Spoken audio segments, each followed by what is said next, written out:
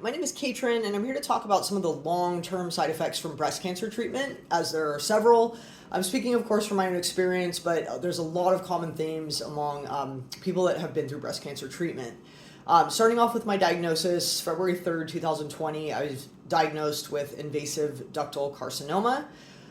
It's HER2 negative, BRCA negative, hormone receptor positive, and I did about a 44 millimeter sized tumor on my left breast.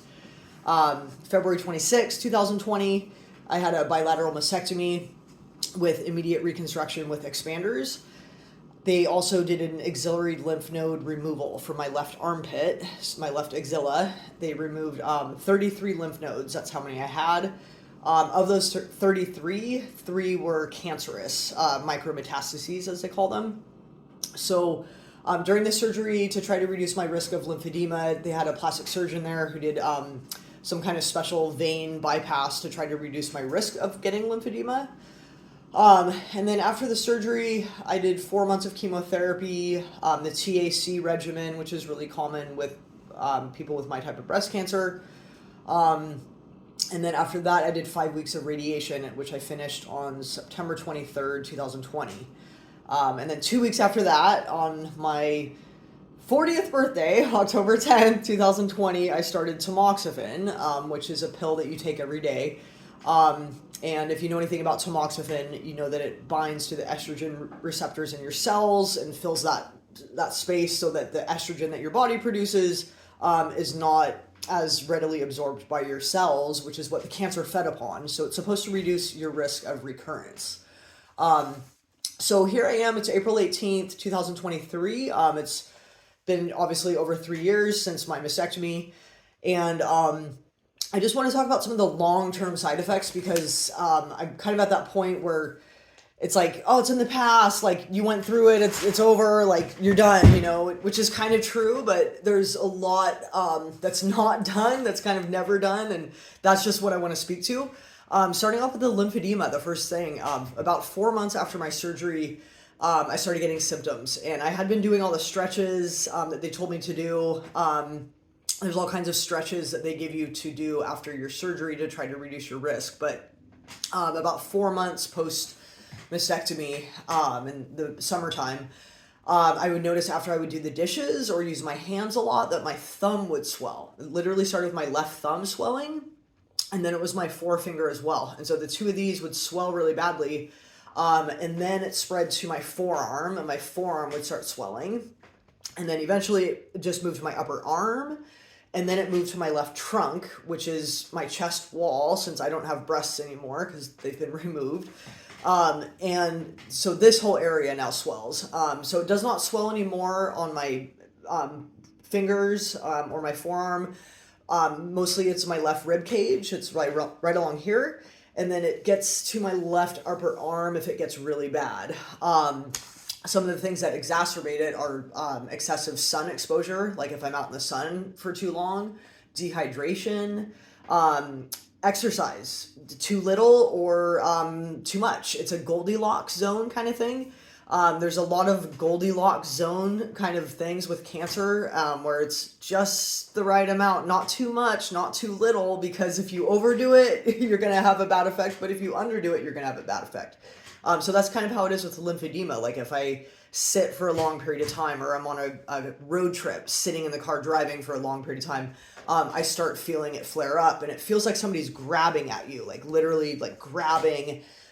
So it's not necessarily painful, although it is really uncomfortable. And then you feel it, and then it's kind of an itchy, it's a very claustrophobic kind of feeling. So the lymphedema, that's a big one. There are stretches that you can do for it. There's manual lymphatic drainage massage. So there's different massage techniques that I do to try to help it. I do a ton of exercises daily. But it takes up a lot of time because you'll just be sitting like watching TV or reading a book, and all of a sudden you're like, oh, and you got to start doing the stretches. And so like, or you'll be on a hike or something, or riding my bike. Like I'll literally, when I'm climbing up hills, I'll be doing this, like doing the pumping to try to clear my lymph. So it's a daily management, and it's something I didn't realize how like pervasive in your life it is, and just that every day you're dealing with it in some sense. When I brush my teeth at night, I do the stretch where I put out my hand on the wall, flat like that, and really that really helps open up everything. I mean, there's a bunch of different stretches you can do. Yoga is a huge help. That is like number one. I would say for every every side effect from breast cancer, I think yoga helps, absolutely. So that's a big one. Um, Second big side effect is fatigue. You're just tired all the time, and people told me like you're gonna be really tired after treatment, and I was like, yeah, totally, sure. Um, and then the months go on, and you're still tired, and then the years start going on, and you're still tired, and you just kind of never feel like you're back to that baseline that you're never back to where you were before, of course. I was 39 when I was diagnosed, so I mean that's relatively young. um, but here I'm at 42. Of course aging's part of it as well, but I really noticed a difference. I have a ton of energy as a just general, like, that's just me. But yeah, I take a lot more naps now. I take a lot more rests when I'm exercising. I'll stop and take more breaks. I have no shame about doing that. But the fatigue is really intense. You just kind of always feel like you need more sleep. And man, I wish I were in that position in life to just retire and not work, because having to get up, go to work, and live life doesn't stop, right? You just keep going. But it is exhausting, and even with vacation time and stuff, you just kind of never really feel that caught up. You just fatigue is kind of always there, and I fight it like crazy. I mean, I exercise, I stay active, like I fight back on that, but it takes a lot of work. So that's a big one. Another big side effect is photophobia. That's something that I was really surprised by. My eyes are now extremely sensitive to sunlight, to the point where if I go outside without my sunglasses on, I'm like eyes watering, blinded, can't see, like squinting, and like just can't even handle the direct sunlight. Same with like bright fluorescent lights, like in my classroom at school. Like I'm like the vampire teacher. I've got my lights down as low as possible, the natural light in as much as possible.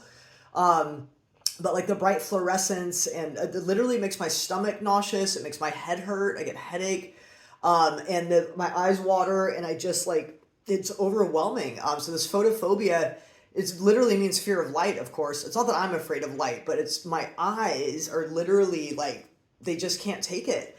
And that is part from tamoxifen too. We'll talk about the tamoxifen side effects more directly in a moment, but tamoxifen messes with your eyes, among a lot of other things. So the photophobia, that was a big one. Number 4 is changes in hair. I mean, it might sound superficial and cosmetic, but like tamoxifen and chemo, they thin your hair. Like my hair is thinner than it was before I had chemo, and I'll take it. I'm glad I have something, right? But that is a big difference, and your body hair, your eyelashes, eyebrows, they more or less came back all the way, but there's just changes in like hair and stuff. Like that's, as a woman especially, I mean it's a big part of like your vanity, so that's been difficult. But among all of the side effects, I'd say that's probably the least of my concerns. More important than that is radiation fibrosis. That's something that I developed on my left chest, and my shoulder just got so tight, like right up here.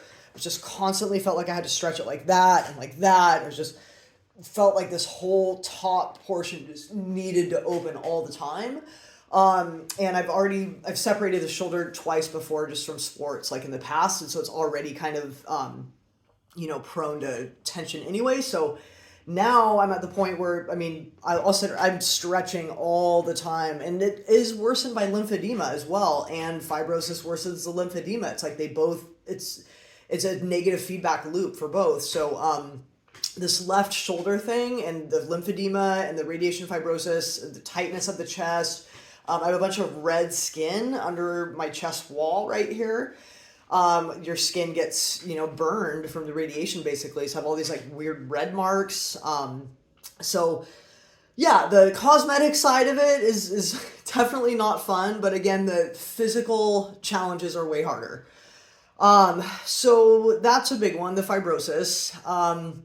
And then I want to just talk about the mental health stuff a little bit because I feel like that's kind of one of the hardest parts is like the doctors tell you what to do and you do all these things and then nobody tells you like what to do after and like how do you process what the heck you just went through and all the trauma because like literally your body has been through trauma like physical trauma aside from the emotional trauma of being told like the being told that you have cancer and that you know you might die if you don't do anything and like you're stage 2B like it's terrifying and the fear of recurrence that you have after treatment is it takes a lot of getting used to and 3 years out I've not gotten used to it. I think about recurrence every day on some level.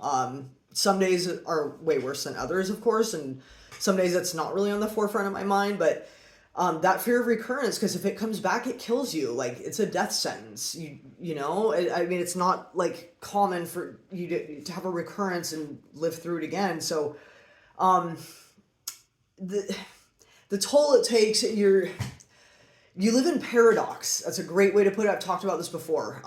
Post breast cancer, post any kind of cancer, your life is a paradox. Like you live with, on one hand, this fear of recurrence, this anger. That's a big one. You're angry that you got cancer in the first place. Depression about it. You don't feel like yourself. You're kind of grieving your old identity. So there's this very like heavy. Thinking about your mortality and reflecting on your life, good and bad, like all that kind of stuff. But then on the other hand, I've talked about this before too, there's this immense gratitude where you feel like intensely grateful for everything, the simplest things, like all the cliches just totally ring true all of a sudden because you're like, yeah, dude, we are running out of time and you do need to go do the things you love because you really don't know when you're going to die.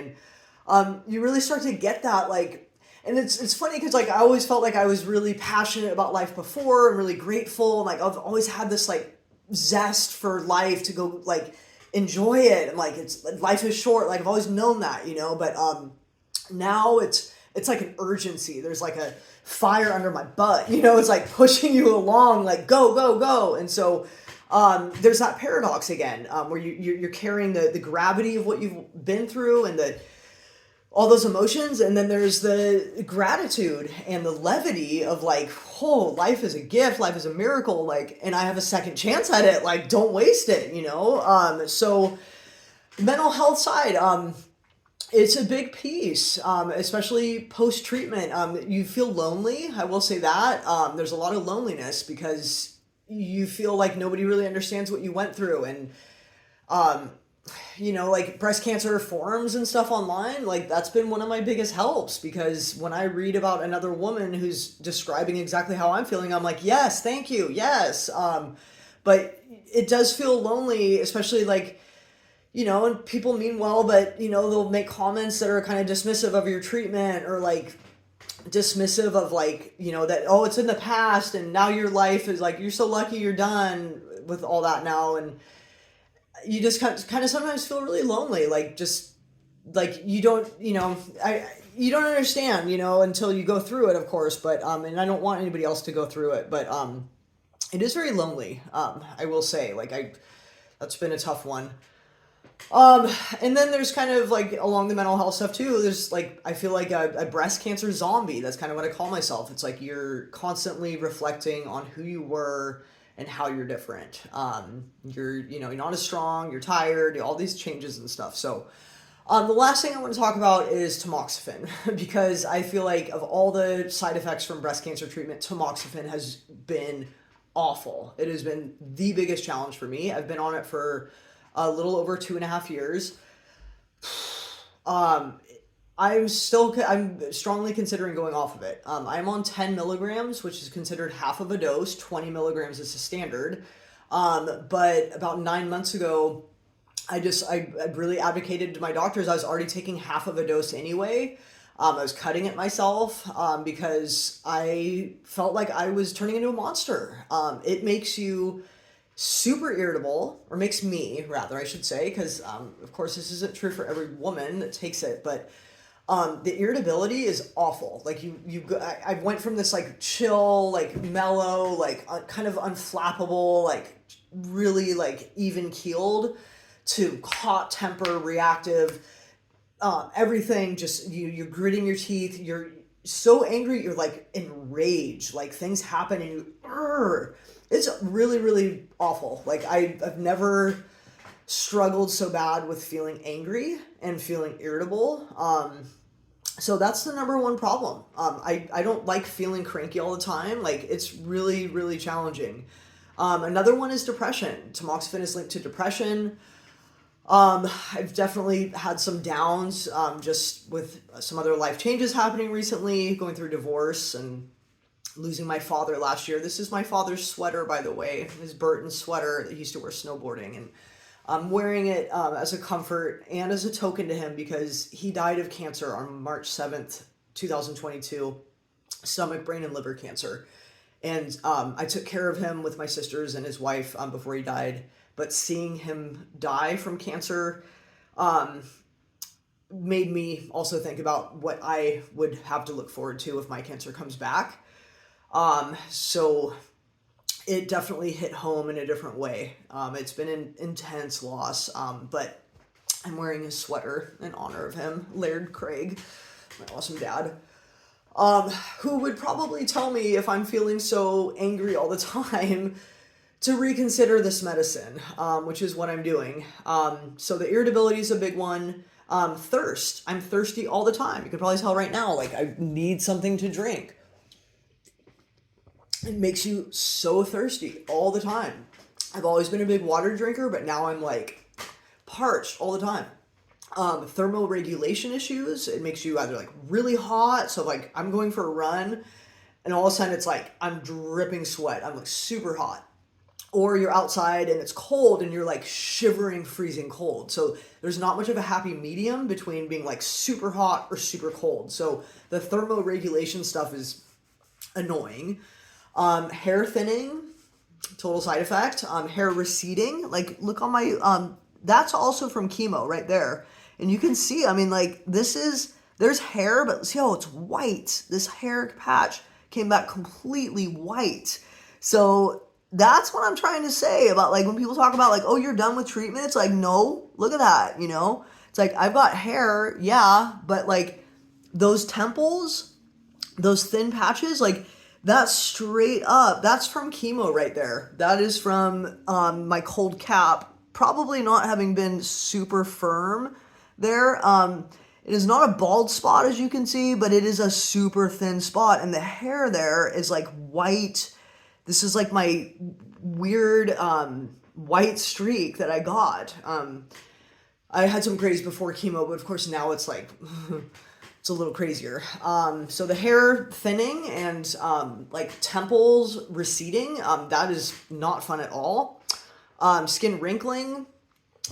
When you remove estrogen, your skin starts wrinkling a lot more.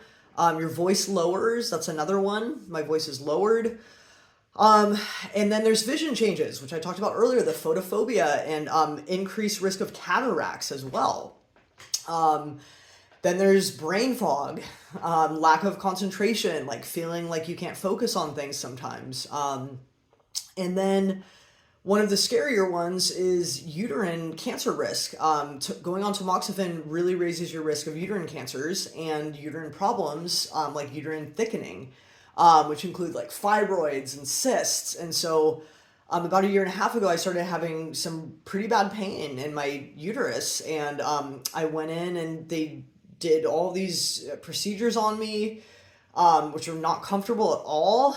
The worst was an endometrial biopsy, which was, out of all the things I've experienced, one of the most painful things I've ever experienced in my life. Like I just thinking about it makes me cringe. It was horrible. And then I had to come back 4 months later for another one. So it was not fun.